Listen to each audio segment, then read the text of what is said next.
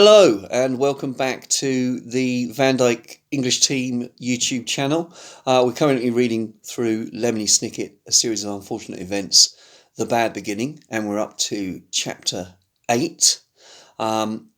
Klaus has just managed to acquire a book from Justice Strauss's library, and he's going to see if it can hold any information that will help the three Baudelaire children from the clutches of Count Olaf. Let's begin. Chapter 8. Klaus stayed up all night reading, which was normally something he loved to do. Back when his parents were alive, Klaus used to take a flashlight to bed with him and hide under the covers, reading until he couldn't keep his eyes open. Some mornings, his father would come into Klaus's room to wake him up and find him asleep, still clutching his flashlight in one hand and his book in the other. But on this particular night, of course, the circumstances were very different. Klaus stood by the window, squinting as he read his smuggled book by the moonlight that trickled into the room. He occasionally glanced at his sisters. Violet was sleeping fitfully, a word here which means with much tossing and turning, on the lumpy bed. And Sunny had wormed her way into the pile of curtains, so that she just looked like a small heap of cloth. Klaus had not told his siblings about the book, because he didn't want to give them false hope. He wasn't sure the book would help them out of their dilemma. The book was long and difficult to read, and Klaus became more and more tired as the night wore on. Occasionally his eyes would close. He found himself reading the same sentence over and over. He found himself reading the same sentence over and over. He found himself reading the same sentence over and over. But then he would remember the hook hands of Count Olaf's associates and how they'd glinted in the library, and would imagine them tearing into his flesh, and he would wake right up and continue reading. He found a small scrap of paper and tore it into strips, which he used to mark significant parts of the book. By the time the light outside grew grey and with the approaching dawn, Klaus had found out all he needed to know. His hopes rose along with the sun. Finally, when the first birds began to sing, Klaus tiptoed to the door of the bedroom and eased it open quietly, careful not to wake the restless Violet or Sunny, who was still hidden in the pile of curtains. Then he went to the kitchen and sat down and waited for Count Olaf.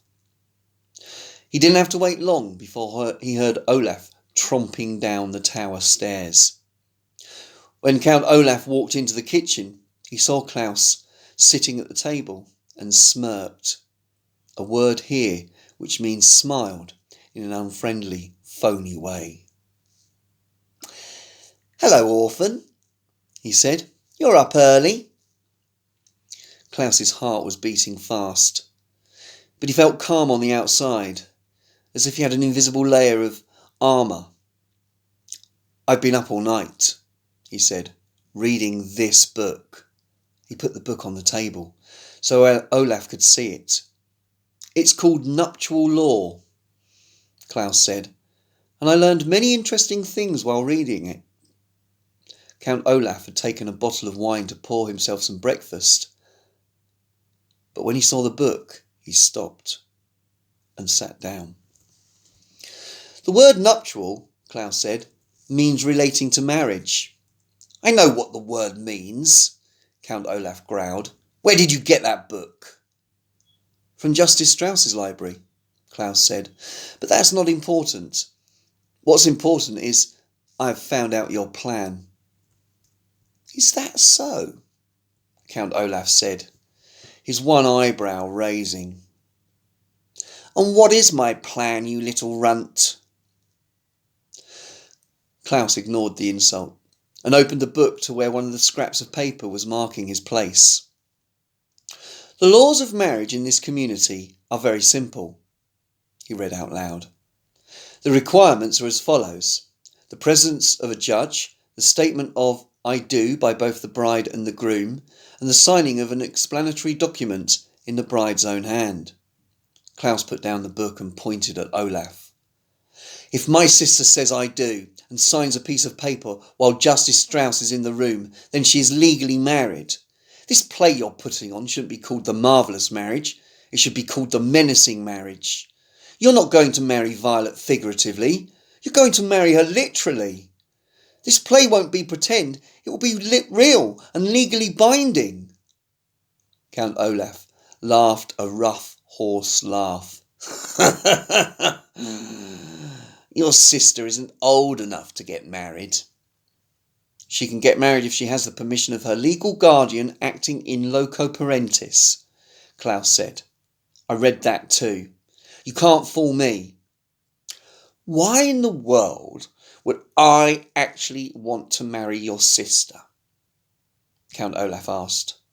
It is true she is very pretty, but a man like myself can acquire any number of beautiful women. Klaus turned to a different section of nuptial law. A legal husband, he read out loud, has the right to control any money in possession of his legal wife. Klaus gazed at Count Olaf in triumph. You're going to marry my sister to gain control of the Baudelaire fortune. Or at least that's what you plan to do.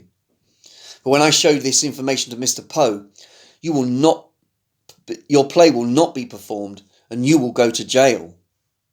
Count Olaf's eyes grew very shiny, but he continued to smirk at Klaus.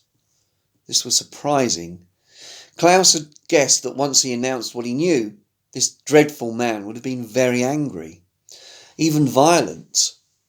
After all, he'd had a furious outburst just because he wanted roast beef instead of puttanesca sauce.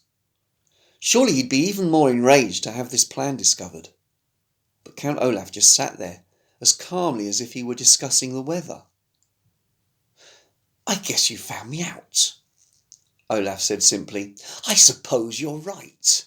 I'll go to prison, and you and your other orphans will go free.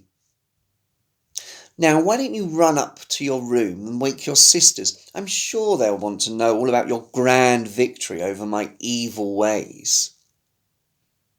Klaus looked closely at Count Olaf, who was continuing to smile as if he had just told a clever joke. Why wasn't he threatening Klaus in anger, or tearing his hair out in frustration, or running to pack his clothes and escape? This wasn't happening at all the way Klaus had pictured it. Well, I will go to bed, he said, and I will tell my sisters, and walk back to his bedroom. Violet was still dozing on the bed, and Sonny was still hidden between the curtains. Klaus woke Violet up first. I stayed up all night reading, Klaus said breathlessly as his sister opened her eyes, and I discovered what Count Olaf is up to. He plans to marry you for real when you and Justice Strauss and everyone all thinks it's just a play, and once he's your husband, he'll have control of our parents' money and he can dispose of us. How can he marry me for real? Violet asked. It's only a play.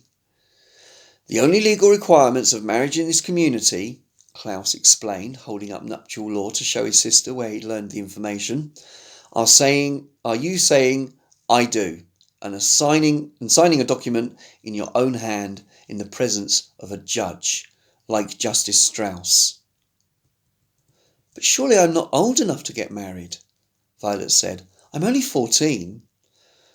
Girls under the age of 18, Klaus said, flipping to another part of the book, can marry if they have permission of their legal guardian. That's Count Olaf. Oh no, Violet cried. What can we do? We can show this to Mr. Poe, Klaus said, pointing to the book, and he will finally believe us that Count Olaf is up to no good. Quick, get dressed while I wake up Sonny, and we can be at the bank by the time it opens. Violet, who usually moved slowly in the mornings, nodded and immediately got out of bed and went to the cardboard box to find some proper clothes. Klaus, walking over to the lump of curtains, tried to wake his sister up. Sonny, he called out kindly, putting his hand on where he thought his sister's head was. Sonny! There was no answer. Klaus called out, Sonny, again, and pulled away the top fold of the curtains to wake the youngest Baudelaire child. "Sonny," he said, but then he stopped, for underneath the curtain was nothing but another curtain. He moved aside all the layers, but his little sister was nowhere to be found. "Sonny!" he yelled, looking round the room. Violet dropped the dress she was holding and began to help him search. They looked in every corner, under the bed, and even inside the cardboard box. But Sonny was gone. "Where can she be?" Violet asked worriedly. "She's not the type to run off." "Where can she be indeed?" said a voice behind them, and the two children turned around. Count Olaf was standing in the doorway, watching Violet and Klaus as they searched the room. His eyes were shining brighter than they ever had, and he was still smiling like he'd just uttered a joke. The end of chapter 8.